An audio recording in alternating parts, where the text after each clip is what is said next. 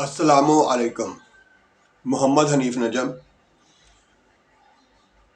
اچھے مسلمانوں اور سچے پاکستانیوں، آپ جہاں بھی ہیں، اللہ تعالیٰ آپ کو ہر وقت اور ہر جگہ اپنی حفاظت میں رکھے۔ تمنا ہے کہ دنیا میں کچھ کام کر جائیں، تمنا ہے کہ دنیا میں کچھ کام کر جائیں، ہو سکے تو خدمت اسلام کر جائیں۔ آئیے مل کر اپنے پیارے آقا حضرت محمد صلی اللہ علیہ وآلہ وسلم کو سلام پیش کرتے ہیں۔ صلی علی نبینا،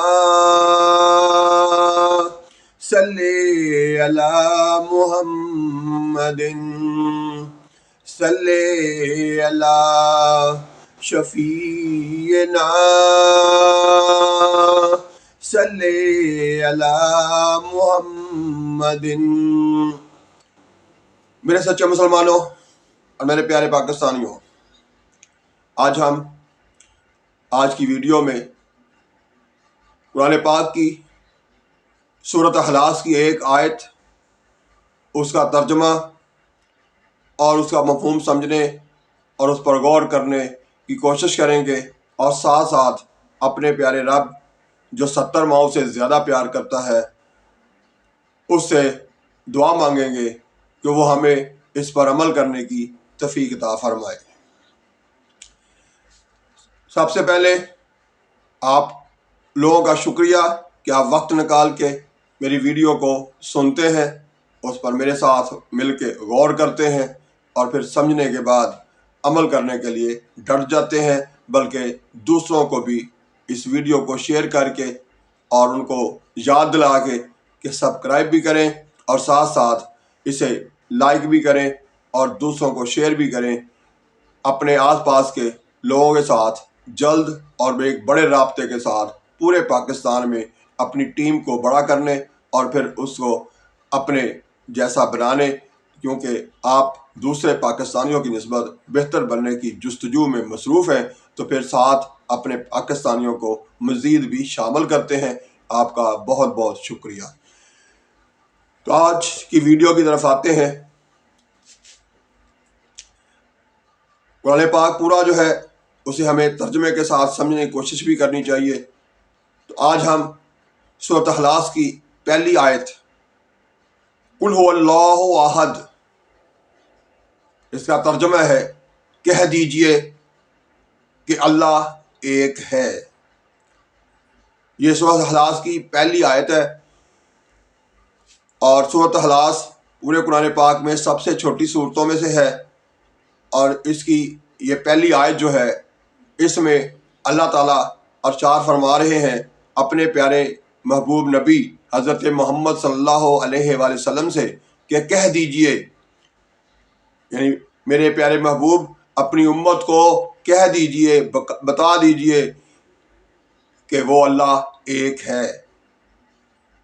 تو یہ ہمیں پتہ چلا اپنے پیارے نبی کے ذریعے سے، اللہ تعالیٰ نے جو پیغام بھیجا، وحی بھیجی حضرت جبریل علیہ السلام کے ذریعے سے، تو وہ جبریل علیہ السلام نے آ کر وہی جو حضرت محمد صلی اللہ علیہ وآلہ وسلم کو سنائی، اور اس میں یہ فرمایا گیا کہہ دیجئے کہ اللہ ایک ہے، یعنی اللہ تعالیٰ اپنے بارے میں تعارف کروا رہے ہیں، بتا رہے ہیں کہ ہم مسلمانوں کو کہ اللہ تعالیٰ جو ہے وہ ایک ہے۔ اب اس پر ہمیں غور کرنا ہے کہ وہ ایک ہے، واقعی وہ ایک ہے، اس لیے اتنا طاقتور ہے کہ پوری کائنات کا اکیلا مالک ہے۔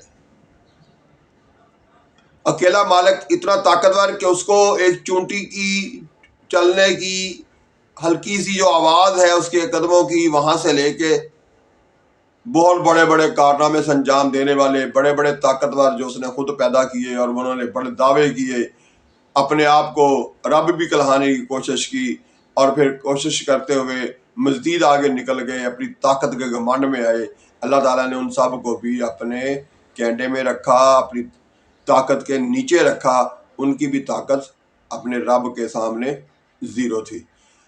تو اب ہمیں یہ سوچنا ہے، اب ہم یہ دیکھ لیں آپس میں کہ ہم چھوٹی چھوٹی بات پر اتنا وسیع پیمانے پہ لڑائی جھگڑے پہ اتر آتے ہیں، اپنے آپ کو اتنا طاقتور، اپنے آپ کو اتنا مضبوط سمجھتے ہوئے جس کے ساتھ 4 لوگ ہوتے ہیں وہ سمجھتا ہے کہ بس میں سب سے زیادہ طاقتور ہوں. تو ہمیں سوچنا ہے کہ ہم سے پہلے بھی بڑے بڑے طاقتور آئے اور چلے گئے. اللہ تعالیٰ نے ان کو قطعاً اپنے سے طاقتور ہونے کا موقع نہیں دیا، اس لیے کہ وہ ہے ہی اکیلا. پوری کائنات کا جو آج آدم علیہ السلام سے لے کر آج تک جتنی مخلوق آئی اس کائنات کے اندر، سب میں بڑے بڑے طاقتور تھے. ان سارے طاقتوروں کا اکیلا طاقتور وہ اللہ تعالیٰ کی ذات ہے. جب ہم بطور مسلمان اس بات کو سن لیں، تسلیم کر لیں، تو ہمارا فرض بنتا ہے کہ ہم پھر اس پر عمل بھی کریں.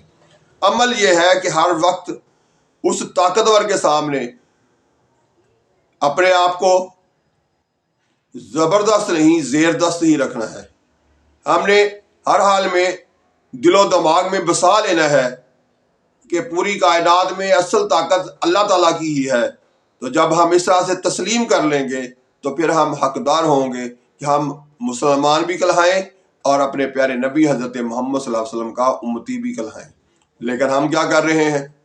ہم ذرا سی بات ہوتی ہے، جو کچھ بھی ہو سکتا ہے وہ کر گزرتے ہیں، نہیں دیکھتے کہ ہم خود کس کی مخلوق ہیں اور وہ خود کتنا طاقتور ہے. یہی وجہ ہے کہ ہم زبان سے تو اسے طاقتور مانتے ہیں لیکن حقیقت میں اپنے آپ کو طاقتور سمجھتے ہیں. تو کبھی قبرستان میں جا کے دیکھا کہ جو ہمارے سے پہلے ہمارے سے بھی زیادہ طاقتور تھے، جن کے قد بھی ہمارے سے لمبے تھے، جن کے جسموں میں جان بھی ہمارے سے زیادہ تھی، وہ سارے کے سارے وہاں پڑے ہوئے ہیں. کوئی ان کا پوچھنے والا نہیں، کوئی ان سے یہ نہیں جا کے پوچھتا کہ بھئی آپ بڑے طاقتور تھے. تو اس لیے کہا گیا کہ کبھی کبھی قبرستان جایا کرو، جا کے غور کیا کرو، وہاں بیٹھ کے بھی، وہاں جا کے بھی سوچا کرو، ان کو دیکھا کرو کہ یہ ہمارے سے طاقتور تھے تو اللہ تعالیٰ نے انہیں یہاں پہنچا دیا، آخر ہم نے بھی ایک دن یہاں آنا ہے. اس لیے زندگی گزاریے نہ صرف اللہ تعالیٰ کے سامنے عاجزی اور انکساری کے ساتھ، بلکہ اللہ تعالیٰ ہی حکم دے رہا ہے کہ میرا شکر ادا کرو، اور ساتھ ساتھ آپ کے ساتھ جو آپ کی میری مخلوق میں سے جو آپ کے ساتھ اچھا سلوک کرے اس کا بھی شکر ادا کرو. اس کا شکر ادا کرو گے تو میرا شکر ادا کرنے کی بھی عادت بنے گی. اس لیے ہم بطور مسلمان ہمارا فرض ہے کہ ہم ایک دوسرے کا خیال بھی رکھیں اور اللہ تعالیٰ کو وحد طاقت مانیں، اور اس کا ہمسر کوئی نہیں، اس کے مقابلے کا اور کوئی نہیں. اس لیے اس آیت میں ہمیں یہی بتایا گیا ہے، یہی کہا گیا ہے کہ وہ اللہ ایک ہے، واحد ہے، یکتا ہے، اس کا کوئی ثانی نہیں، اس سے مقابلے کا کوئی نہیں. جب اس بات کو اچھی طرح سے ذہن نشین کر لیں گے تو پھر یہ آپس میں چھوٹے چھوٹے جھگڑے جو ہیں یہ بھی ختم ہو جائیں گے، ان کی بھی نوبت نہیں آئے گی. پھر تھانے میں جا کے رشوت نہیں دینی پڑے گی، پھر عدالتوں کے دھکے نہیں کھانے پڑیں گے، اور وکیلوں سے تاریخ پہ تاریخ نہیں لینی پڑے گی. صرف اس ایک آیت پر عمل کر لیں، غور کر لیں، سوچ لیں. جب آپ اپنی طاقت کا مظاہرہ کرنے کی کوشش کرتے ہیں تو اس وقت سوچ لیجئے کہ ہمارے سے اصل طاقتور ہمارا جو ہے وہ تو ہمارا رب ہے، تو پھر ہم کیا ہیں. اس لیے کوشش کریں، برداشت کریں، صبر کریں، تحمل کا مظاہرہ کریں. یہ انسانیت ہے، اس میں ہمیں یہی سکھایا جا رہا ہے. روز کی روٹین کی بات، عنقریب 8 فروری آنے والا ہے. ووٹ سوچ کے ڈالنا ہے، غور کرنا ہے کہ پچھلے دنوں میں، پچھلے سالوں میں، پچھلے مہینوں میں جن لوگوں نے ہمارے ساتھ کیا کیا، کس نے کیا سلوک کیا، کون سا حکم اچھا تھا، کون سا برا تھا، کس کے دور میں ہمیں مہنگائی کا سامنا کرنا پڑا، کس کے دور میں ہمیں ظلم کا مقابلہ کرنا پڑا، کہاں کب ہمارے بل بڑھتے گئے اور ہم ان بلوں کی گردش میں پھنسے ایسے کہ بل جمع کروانے کے بعد جو پیسے بچتے تھے اس سے گزارا مشکل ہوتا چلا گیا. تو میرے پیارے پاکستانیوں، ہر قدم پہ رکنا ہے، سوچنا ہے، غور کرنا ہے، سمجھنے کی کوشش کرنی ہے، اور پھر اپنے ووٹ کا استعمال کرنا ہے. ووٹ ضرور ڈالیں مگر سوچ کر. میرے پیارے پاکستانیوں، اللہ تعالیٰ ہر جگہ ہر وقت آپ کی حفاظت فرمائے. اللہ حافظ. پاکستان زندہ باد.